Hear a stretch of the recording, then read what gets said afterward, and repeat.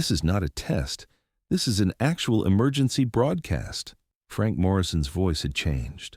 No longer the friendly morning DJ who'd been spinning classic rock for 35 years in Millbrook, Ohio. Now there was something else in his tone. Command authority. Professional calm. Military precision. Radio listeners noticed immediately. This wasn't the same guy who talked about Friday night high school football and reminded folks about the church bake sale. This voice belonged to someone who'd done this before. Someone trained for crisis. What they didn't know was that the last time Frank's voice carried this kind of authority, he was coordinating military communications during the Gulf War, directing operations that saved thousands of lives. And today, with an F-4 tornado bearing down on their small town and all emergency services down, that training was about to save them all. Welcome to Echo Stories. Before we begin this incredible story, tell us in the comments which city you're watching from, and if you believe stories like this need to be heard, hit that subscribe button to support our channel. WKRP 94.7 FM had been broadcasting from the same cramped studio above Miller's hardware store on Main Street for 43 years. The equipment was outdated, the coffee was terrible, and the building shook every time a semi-truck rumbled past. But for the 8,000 residents of Millbrook, Ohio, it was home. Frank Morrison had been the morning voice for 35 of those years. At 67, he was as much a part of the town's daily routine as the 7 a.m. train whistle and the smell of fresh bread from Kaufman's Bakery. Morning Millbrook, rise and shine with Old Blue Eyes Frank, coming to you live from beautiful downtown nowhere. It was the same opening line he'd used for decades. The same cheerful energy, the same dad jokes between songs, the same gentle ribbing about the high school's losing streak. Frank was reliable, comfortable, predictable. Exactly what a small Midwest town wanted from their local DJ. But Frank Morrison wasn't what he seemed. His real name was Master Sergeant Franklin Morrison, U.S. Army Strategic Communications, retired. 23 years of active duty, including tours in Panama, the Gulf War, and operations he still couldn't talk about. His specialty: crisis communications under fire, coordinating multiple units across chaotic battlefields, keeping voices calm when the world was falling apart. Nobody in Millbrook knew this. On his job application at the radio station in 1989, he'd simply written, "Previous experience military communications." The station manager, desperate for someone who could work for practically nothing, hadn't asked questions. Frank preferred it that way. Every morning at 5:30 a.m., Frank climbed the narrow stairs to the studio. He'd make coffee in the same pot that had been there since the Carter administration, flip through the overnight news feeds from AP, and prepare for another day of being the voice of Millbrook.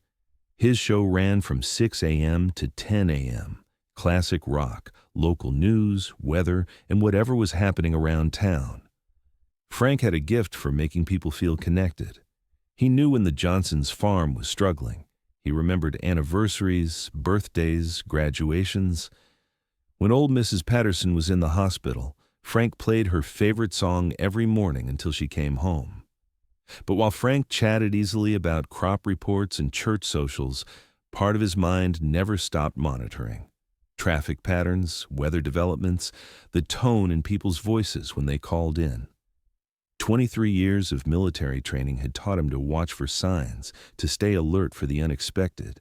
Most days, nothing happened. Millbrook was peaceful, quiet, safe. Today was different. At 5:47 a.m., Frank noticed the first anomaly in the overnight weather reports. A storm system moving faster than predicted. Wind shear readings that didn't match the morning forecast. He'd seen enough weather briefings to know when meteorologists were worried, but trying not to panic anyone. By 6:15 a.m., the National Weather Service had issued a severe thunderstorm watch for 3 counties. Frank mentioned it on air, but kept his tone light. Folks might want to bring in that laundry and maybe skip the picnic today. Mother Nature's feeling a little moody. At 7:23 a.m., the watch became a warning. At 8:41 a.m., Frank's phone rang. Sheriff deputies were reporting rotation in the clouds 15 miles west of town, moving fast, moving toward Millbrook. At 9:02 a.m., the tornado sirens began to wail. Frank's first instinct was military. Assess, communicate, coordinate. He killed the music mid-song and went to breaking news format. Folks, this is Frank Morrison at WKRP. We have confirmed tornado activity approaching from the southwest. This is not a drill. Seek shelter immediately in the lowest floor of your building, away from windows. Stay tuned for updates. His voice was different now, not panicked but authoritative, precise. The training was kicking in. The phone lines lit up, scared residents calling for information, reports of power outages. Frank coordinated it all, gathering intelligence just like he used to do from a command post in Kuwait. Then the real crisis hit. At 9:18 a.m., the tornado took out the county's 911 dispatch center. Emergency services went dark. Police, fire, and ambulance had no way to coordinate with each other or the public, except for one voice that was still broadcasting. One man who knew how to run communications in a crisis. Frank Morrison had just become the emergency command center for 8,000 people. Without hesitation, Frank activated every protocol he'd learned in military communications. He divided his broadcast into segments: emergency reports, evacuation routes, rescue coordination, and survivor check-ins. This is WKRP Emergency Broadcast. I'm establishing this station as your primary information source until normal emergency services are restored. If you're trapped or injured, call the station at 555-WKRP. If you can help with rescue efforts, call the same number. The calls flooded in. Frank triaged them like a battlefield medic. Life-threatening emergencies first, then injuries, then property damage. He coordinated volunteers, directed traffic away from damaged areas, and kept a running list of missing persons. But there was something else in his voice now, something the people of Millbrook had never heard before. Authority, calm leadership, the voice of someone who'd done this in much worse circumstances. Sheriff's Deputy Amanda Chen was one of the first to notice. She'd driven to the radio station to use it as a communication hub and found Frank running the entire operation like a seasoned commander. "Sir, how did you know to set up triage protocols?" she asked during a brief break. Frank looked at her steadily. "Experience." "What kind of experience?" "The kind where if you don't get it right, people die." As the hours passed, word spread beyond Millbrook.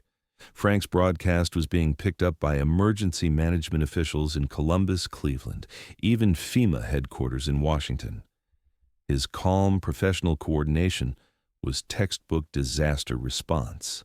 At 2 p.m., a call came into the station. "This is Colonel Sarah Martinez, Ohio National Guard. Am I speaking to the person coordinating civilian response in Millbrook? This is Frank Morrison, WKRP. Mr. Morrison, I need to know your background.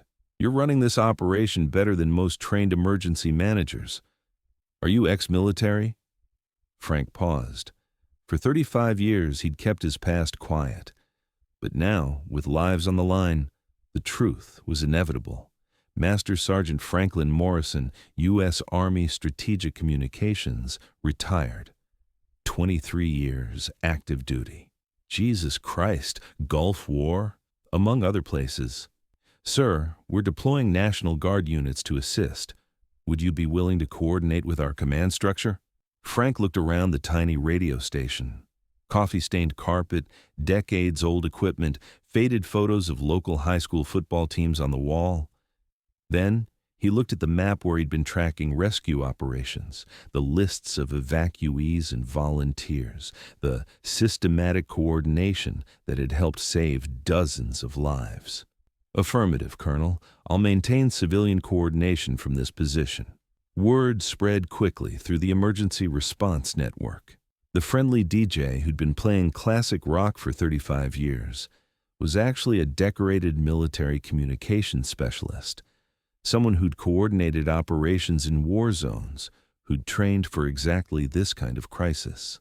By evening, when the tornado had passed and the immediate danger was over, volunteers were looking at Frank differently.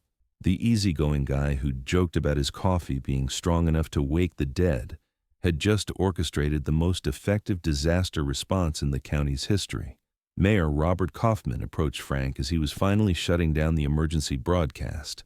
"Frank, we had no idea about your background. Wasn't relevant until today. The National Guard colonel said you probably saved 50 lives with your coordination." Frank was already cleaning up his notes, preparing to return to regular programming.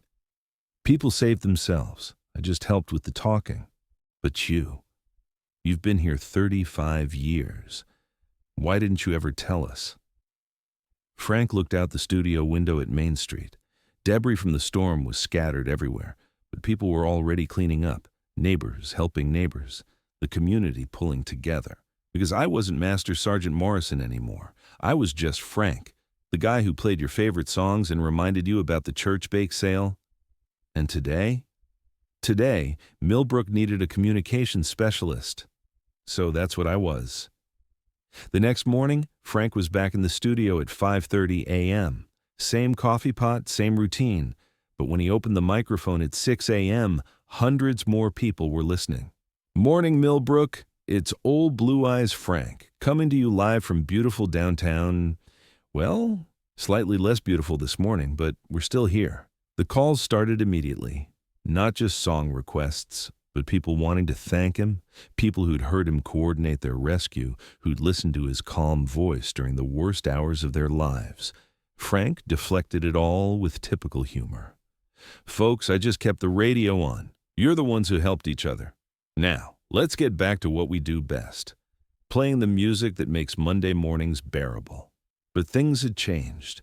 City Council asked Frank to join the Emergency Planning Committee. The National Guard invited him to consult on disaster response protocols. College students studying emergency management requested interviews. Frank politely declined them all. "I'm a DJ," he told them. "I play music and talk about the weather. That's enough for me." Local reporter Janet Hayes was persistent.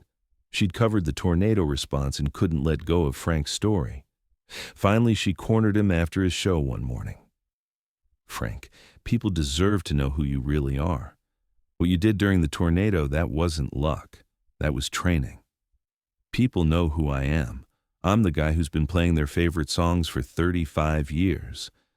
But your military service was a different lifetime, a different person. Why did you leave the military?" Frank was quiet for a long moment. "Because after 23 years of coordinating operations where people died, I wanted to do something where people just lived, listened to music, complained about the weather, normal things. And yesterday, normal ended for a few hours, so I did what needed to be done." Janet studied his face. "Do you miss it? The military life?" "I miss knowing that what I did mattered. But this matters too, just differently. When I tell Mrs. Patterson that her favorite song is coming up next, that matters to her. When I remind folks about the high school game Friday night, that matters to them. Different scale, same mission. Which is taking care of people." Months later, Frank was still behind the microphone every morning, still playing classic rock, still joking about the coffee, still connecting the community through his voice. The only difference was a small plaque on the studio wall, a gift from the National Guard, in recognition of exceptional service during emergency operations. Frank had tried to refuse it, but Colonel Martinez insisted. "Some heroes wear uniforms," she'd told him. "Others wear headphones." New listeners tuned in sometimes, curious about the DJ who'd coordinated tornado relief. But they stayed because Frank was just Frank. Reliable, comfortable, the voice of their community. One morning, a young soldier called in. He was home on leave, wanted to request a song for his girlfriend. "What branch, son?" Frank asked. "Army, sir. Communications." "Good field? Important work?" "Yes, sir. Actually, I heard about what you did during the tornado. My CO said you were Army, too." Frank smiled. Long time ago, different world. Any advice for a young communications specialist? Frank thought for a moment. Remember that every voice on the other end of your radio is somebody's son, daughter, father, mother. Your job isn't just to relay information. It's to keep them connected to each other and to hope. Roger that, sir. And son, when your time in service is done, find something that still lets you take care of people. It doesn't have to be big or dramatic. Sometimes the quiet way is the most important way. And so, in a small Ohio town, it was once again proven that heroes don't always look the way we expect them to. A friendly DJ spinning classic rock was actually a master of crisis communications. But more importantly, he'd found a way to serve his community that honored both who he'd been and who he chose to become. Real service takes many forms. Sometimes it's coordinating operations under fire. Sometimes it's playing the right song at the right moment for someone who needs to hear it. Sometimes it's just being the calm, steady voice that reminds people they're not alone. Frank Morrison understood that the mission never really ends. It just changes frequency.